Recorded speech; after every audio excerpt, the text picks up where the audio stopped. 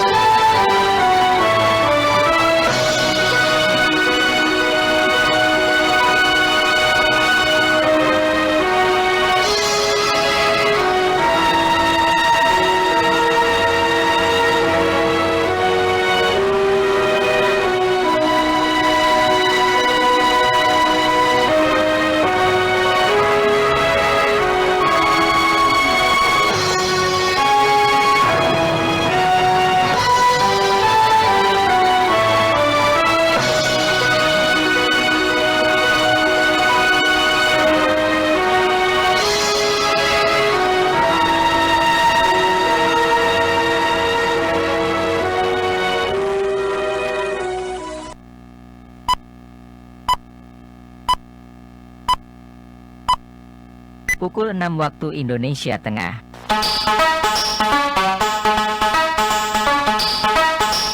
Sesaat lagi dapat saudara ikuti Warta Berita.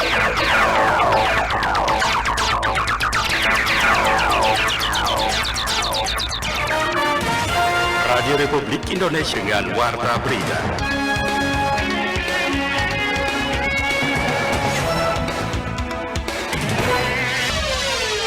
Kami segenap elemen anak bangsa berikrar.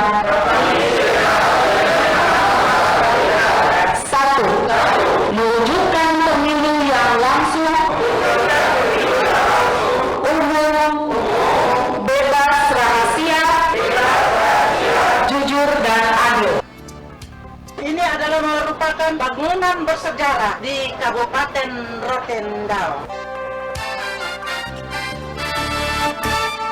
Pukul 6 waktu Indonesia Tengah dari Rotendao, Nusa Tenggara Timur. Pendengar, inilah Warta Berita Pagi Radio Republik Indonesia Rote edisi hari ini, hari Kamis tanggal 16 Februari 2023. Dua informasi mengawali Warta Berita Pagi ini diantaranya Bawaslu Kabupaten Kupang siap mengawal pemilu 2024. Bupati Rotendao resmikan monumen Bupati pertama dan prasasti perjuangan pembentukan Kabupaten Rotendao.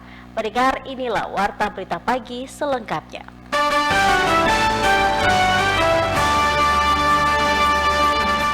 Badan Pengawas Pemilu Kabupaten Kupang siap melakukan pengawasan tahapan pemilu 2024. Informasi berikut dilaporkan Harsono.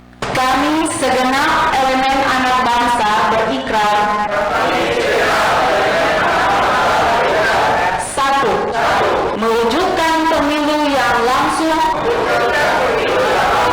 umum, bebas rahasia, jujur dan adil. Kesiapan Bawaslu Kabupaten Kupang siap melaksanakan pengawasan pemilu 2024, tegas Ketua Bawaslu Martoni Reo. Tidak hanya siap tetapi siap lahir dan batin. Dalam acara pengawasan 1 tahun menuju pemilu 2024 Selasa 14 Februari 2023 di Kupang, Ketua Bawaslu Kabupaten Kupang Martinus Reo melaunching posko kawal hak pilih serta deklarasi pemilu damai dan berintegrasi, mengakui meski sumber daya manusia Bawaslu terbatas namun telah melaksanakan pengawasan sejak tahapan pemilu 2024. Bawaslu terus berinovasi dan hari ini sudah launching posko kawal pilih hari ini di 24 kecamatan dan 177 desa kelurahan.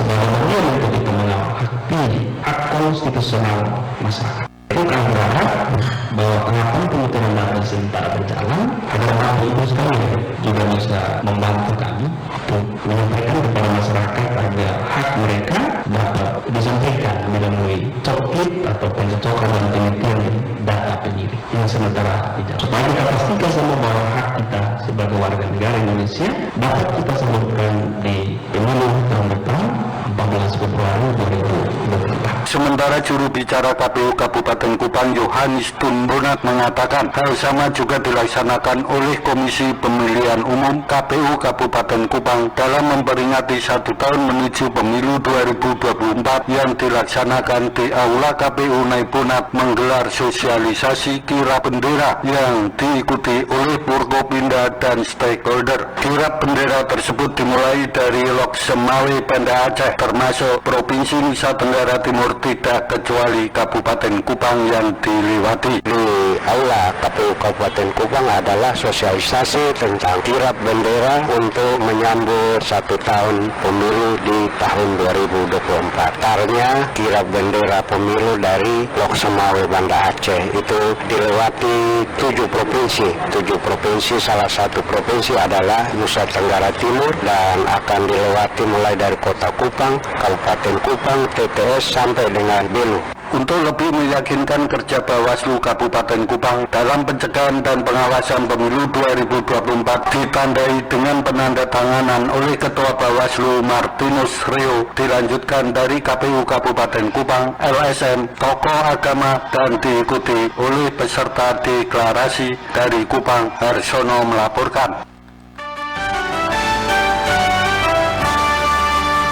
Peringat dari Kupang, kita menuju ke Rotendao. Bupati Rotendao resmikan prasasti perjuangan pembentukan bupati. Maksud kami pembentukan Kabupaten Rotendao dan monumen Bupati pertama Kabupaten Rotendao periode 2003-2008. Selengkapnya, Yana Plugi melaporkan. Ini adalah merupakan bangunan bersejarah di Kabupaten Rotendao. Bupati Rotendao, Paulina Ningguluh, meresmikan prasasti perjuangan pembentukan Kabupaten Rotendao. Bupati Paulina dalam sambutannya mengatakan prasasti yang terletak di jantung kota Bah ini sebagai peringatan atas perjuangan para tokoh yang telah berjuang dalam pembentukan Kabupaten Rotendao. Sebagai peringatan atas perjuangan para tokoh panitia perjuangan pembentukan Kabupaten Rotendao, maka pada hari ini bertepatan dengan hari ulang tahunnya keempat kepemimpinan dan juga hari Valentine, kita meresmikan prasasti perjuangan pembentukan Kabupaten Rotendao sebagai wujud penghargaan atas perjuangan para tokoh-tokoh. Selain prasasti perjuangan pembentukan Kabupaten Rotendao, Bupati juga meresmikan monumen Bupati Rotendao pertama Christian Nehemia Dilap periode 2003-2008. Monumen yang bersejarah ini sebagai wujud penghargaan dan penghormatan terhadap jasa Bupati pertama Kabupaten Rotendao. Pada hari ini juga kita meresmikan monumen patung yang telah ditetapkan dengan keputusan Bupati Rotendao nomor 68/H/2023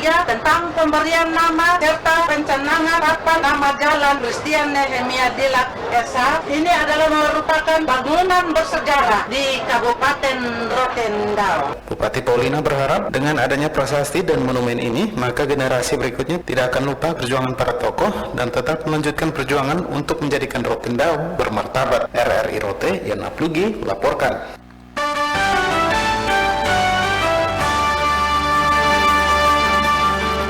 Sekretariat DPRD NTT bekerjasama dengan PMI menggelar kegiatan donor darah di hari Valentine 14 Februari 2023. Selengkapnya, Adi Adu melaporkan. Sekretaris DPRD Provinsi Nusa Tenggara Timur Tobias Mawabunga menjelaskan kegiatan donor darah yang dilaksanakan bertujuan untuk membantu sesama melalui organisasi Palang Merah Indonesia atau PMI. Kegiatan yang dilaksanakan tidak saja diikuti oleh staf sekretariat tapi juga sejumlah anggota DPRD Nusa Tenggara Timur dan pegawai dari organisasi perangkat daerah lainnya. Donor darah yang digelar bersama PMI menjadi kegiatan rutin 3-4 bulan sekali. Kegiatan donor darah yang melibatkan berbagai pihak ini lihat ada banyak beberapa dari anggota dewan, ada dari staf, ada dari instansi lain yang simpatisan melakukan donor darah. Hari ini kita utamakan untuk membantu ketersediaan darah di PMI sehingga bisa menolong sesama yang membutuhkan.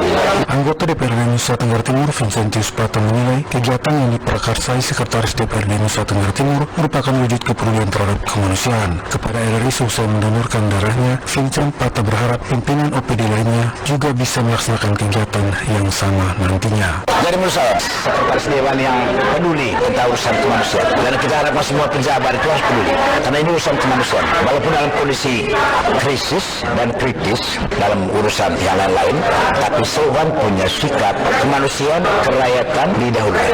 Dan mungkin diharapkan support dana, dan juga diharapkan setiap dinas harus buat program. Hal senada juga disampaikan anggota DPRD Nusa Tenggara Timur Emmanuel Kolvidus seusai donor darah. Menurutnya donor darah yang dilaksanakan merupakan wujud kecil dari memaknai hari kasih sayang terhadap sesama. Kebijakan biasa mensyukuri hari kasih sayang, dan ya tentu kita harus membuktikan kasih sayang kita itu dalam wujud apa. Dan bagi saya pribadi ini setelah sekian lama saya kembali melakukan donor darah, dan kita tahu bahwa kebutuhan akan darah itu sangat tinggi di masyarakat, bahkan juga di Kota Kupang. Dan ini mungkin sebuah kasih sayang yang kecil, ya konkret dari saya untuk sesama. Informasi yang dihimpun RRI di lobi gedung DPRD Nusa Tenggara Timur tempat kegiatan donor darah berlangsung, ada 38 orang yang sudah mendaftar. Menurut Sekwanto Yosmawulu, jika semuanya memenuhi syarat dan sehat, maka akan menghasilkan 38 kantong darah untuk stok PMI.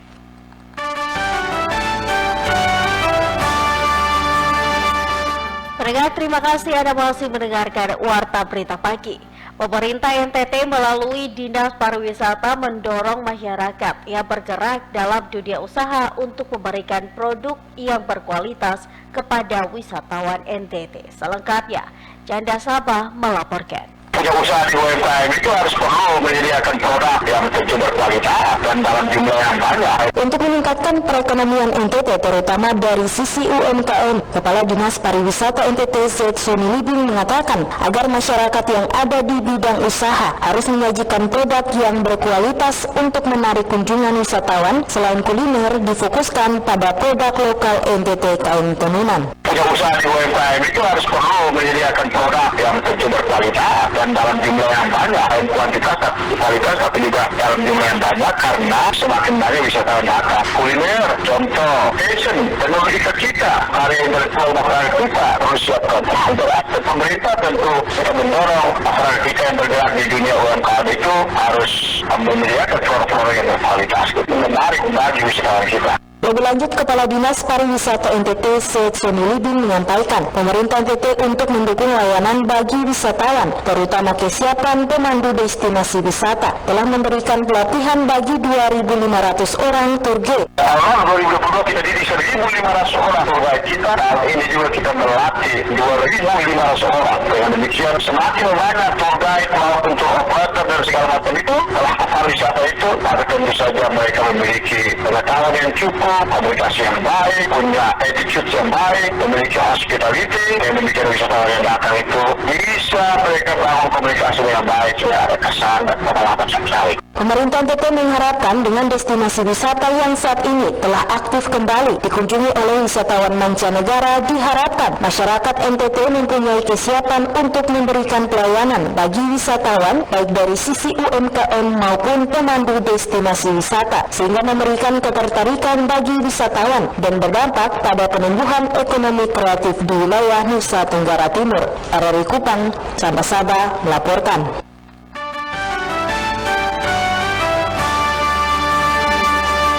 Pendengar, Anda bisa mendengarkan kami melalui streaming di rri.co.id dan RRI Playgo. Kita menuju ke informasi berikut.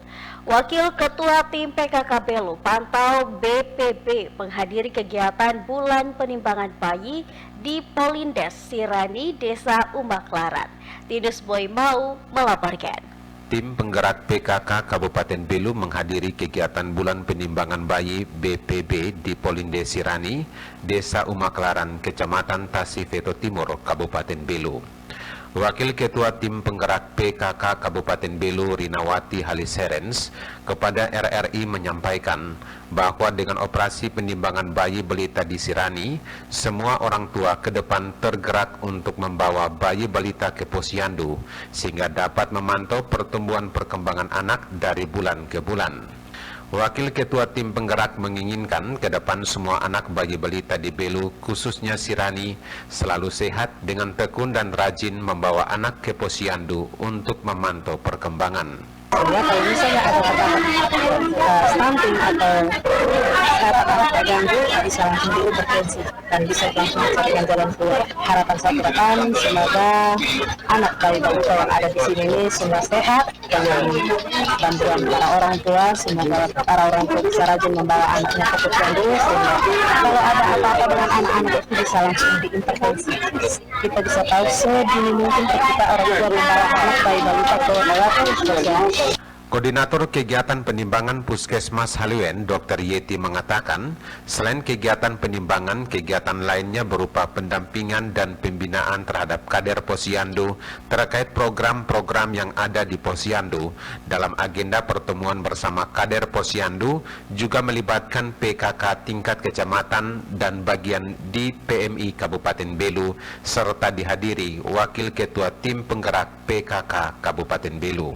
Jadi nanti di PK register yang ada, kemudian ditanya apa kekurangan yang selama ini belum dilakukan, kendala-kendala yang ada. Jadi kerjasamanya sekaligus dari Ibu Wakil untuk bisa memantau kegiatan posyandu yang sudah berlangsung di Sirani hari ini. Puji Tuhan kegiatannya juga berlangsung dengan baik, semua sasarannya hadir, walaupun tadi ada 2 yang dijemput, tetapi kegiatannya sampai saat ini berhasil. Semoga ke depan, disampaikan Dr. Yeti, para ibu lebih aktif karena dari status gizi bayi balita yang tidak baik, buruk atau gizi kurang itu sangat membutuhkan peran aktif dari keluarga sehingga nasihat-nasihat yang diberikan kader dan bidan di posyandu dapat dilaksanakan para ibu di rumah. Tinus Boymau, RRI Atambua.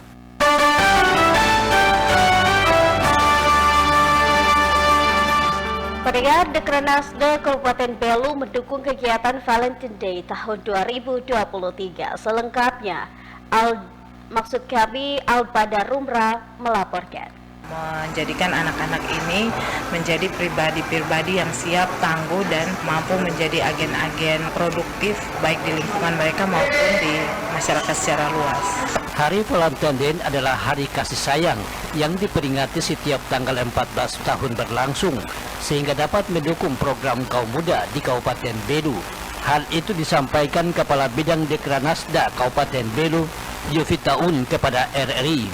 Dikatakan peran orang tua sangat penting untuk membina generasi muda sehingga generasi muda tampil dengan prima dengan berbagai program. Salah satu program yang dipromosikan adalah mempromosikan kain tenun asal Kabupaten Belu baik kepada masyarakat Belu sendiri dan juga masyarakat di luar Kabupaten Belu, lebih-lebih negara tetangga seperti Timur Leste, sehingga dapat mengenal kain tenun sebagai aset Kabupaten Belu baik di saat ini maupun di masa mendatang. Disesuaikan dengan perkembangan zaman dan tuntutan anak-anak muda seperti sekarang. Nah, untuk saat ini memang kita sedang mengkampanyekan terkait penggunaan tenun di kalangan anak-anak muda, sehingga Hari Valentine ini kita gunakan juga untuk memamerkan beberapa koleksi kain-kain tenun yang bisa digunakan anak-anak muda untuk tetap tampil keren. Jadi tidak usah malu tampil keren, karena dengan tenun kamu sudah sangat-sangat bisa keren. Sementara itu, Ketua Panitia Valentine Day tingkat Kabupaten Belu, Jonas, kepada RRI mengatakan tujuan dari pelaksanaan Valentine Day ini diharapkan generasi muda tampil dengan prima dengan salah satu kegiatan yakni fashion show yang melibatkan seluruh pemuda di Kabupaten Belu dalam rangka suksesnya acara tersebut. Dan juga fashion show dari GPM Agency. Dari kegiatan fashion show itu kami menampilkan dari 3 desainer. Yang pertama dari produknya Dekranasda Kabupaten Belu, terus yang kedua dari desainer Kamance dan desainer Kason. Masyarakat atau kaum muda-mudi milenial di Kabupaten Belu, tapi juga terbuka untuk semua yang mau datang, silakan berkunjung di situ. Untuk itu diharapkan generasi muda di Kabupaten Belu agar tetap membangun satu sama lainnya sehingga Valentine Day tahun 2023 ini menjadi hal yang sangat penting guna meningkatkan kreativitasnya kepada seluruh masyarakat Belu sehingga generasi muda tetap menjadi yang terbaik bagi bangsa dan negara.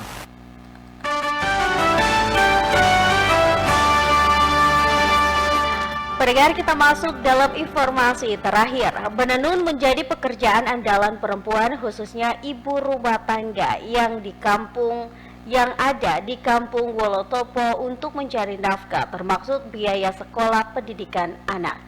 Berikut Raffi Desula melaporkan. Menenun menjadi pekerjaan andalan perempuan khususnya ibu rumah tangga di Kampung Wolotobo untuk mencari nafkah termasuk biaya pendidikan sekolah anak. Ibu Bibiana Sama salah satu dari sekian ibu rumah tangga di Desa Wolotobo Timur, Kecamatan Dona, Kabupaten Ende. Keseharian selain mengurus rumah tangga juga melakukan aktivitas menenun. Bibiana mengatakan proses menenun dimulai dari memintal benang, menenun hingga menghasilkan kain sarung wanita membutuhkan waktu 1-3 bulan jikalau ada urusan lain dalam keluarga. Tetapi jika tidak ada urusan, maka proses menenun hingga menghasilkan kain sarung membutuhkan waktu 3 minggu. Berbeda dengan proses menenun kain sarung laki, tidak membutuhkan waktu lama. 1 minggu sudah bisa menghasilkan kain. Bibiana menjelaskan untuk 1 lembar kain sarung laki membutuhkan beberapa jenis benang yang harus dibutuhkan. Kemudian prosesnya juga tidak begitu lama. Kemudian harga jualnya juga tidak menentu, jualan di pasar lebih murah dibanding para pembeli yang datang langsung ke lokasi karena harga sedikit lebih mahal bisa mencapai Rp400.000. Cepat itu kalau waktunya kita tidak begitu jadi dia cepat, tergantung dari keseharian kita. Kalau kita fokus terus di ikat itu, memang dia cepat prosesnya. Kalau tidak, lama juga kalau yang sarung, prosesnya lama kalau sarung. Dari hasil jualan tenun, selain untuk membantu ekonomi keluarga, juga untuk membiayai pendidikan sekolah anak. Bibiana mengharapkan ke depan budaya menenun terus dilestarikan karena masih menjadi bagian untuk membantu ekonomi keluarga. Selain itu, pemerintah perlu mendorong usaha tenun ikat sebagai industri kreatif dan pemerintah bisa membantu dengan dukungan dana sehingga usaha menenun tetap berjalan. RRI Ende Raffi Desula melaporkan.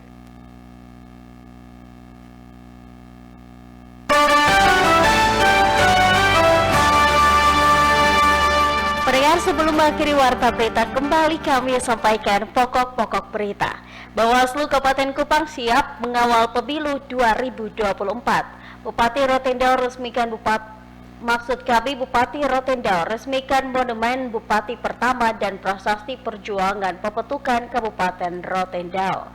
Sekian warta berita NTT Pagi, mewakili kerabat kerja yang bertugas, saya Dina Yulianti mengucapkan terima kasih, selamat pagi dan sampai jumpa.